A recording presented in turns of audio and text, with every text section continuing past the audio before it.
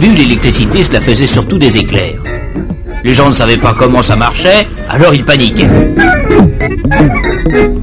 Aujourd'hui, grâce à nos excellents spécialistes, grâce aussi à nos charmants électrons, on s'y connaît un peu mieux en électricité.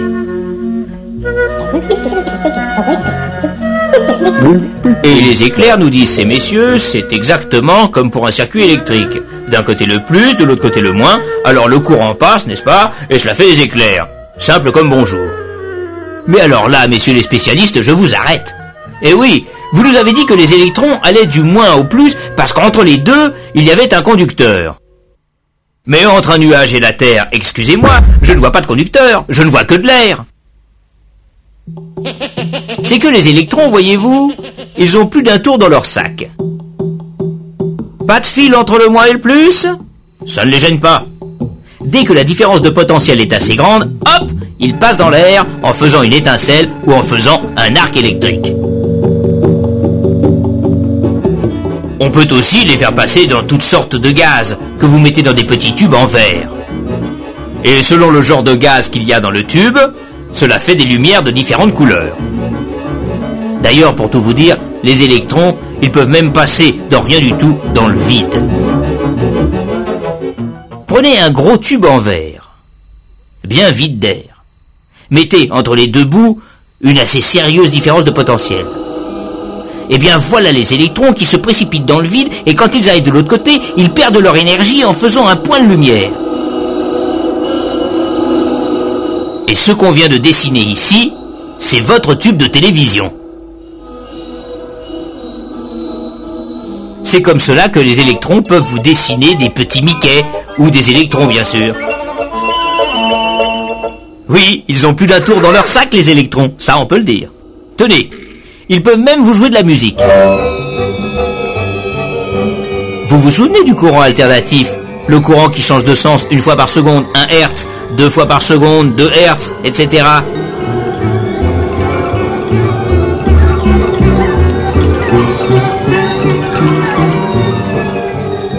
Bon, faites passer un courant alternatif dans un haut-parleur.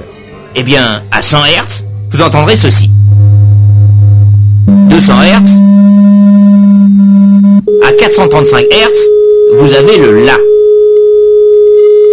1000, 2000, 10 000.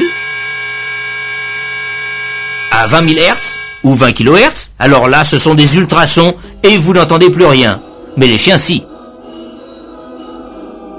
Si on augmente encore la fréquence, on arrive aux alentours de 200 kHz. Et là, alors, c'est de la radio. Avec une antenne, vous avez un poste émetteur. Les électrons, en allant et venant 200 000 fois par seconde, créent ce qu'on appelle pompeusement un champ électromagnétique. Et dès qu'une antenne de réception est placée dans ce champ, les électrons de l'antenne se mettent à aller et venir exactement à la même fréquence que leurs copains, qui sont à des centaines et des centaines de kilomètres de là. Mais 200 kHz, évidemment, ça ne s'entend pas. Alors l'astuce, c'est de superposer à cette haute fréquence, ce qui évidemment va loin, des basses fréquences qui, elles, font de la musique ou autre chose. Une fréquence de 200 kHz, c'est ce qu'on appelle les grandes ondes. À 1000 kHz ou 1 MHz, les petites ondes. Puis les ondes courtes, puis les très courtes, qui servent à la modulation de fréquence. Et à partir de là, on peut faire passer aussi des images de télévision.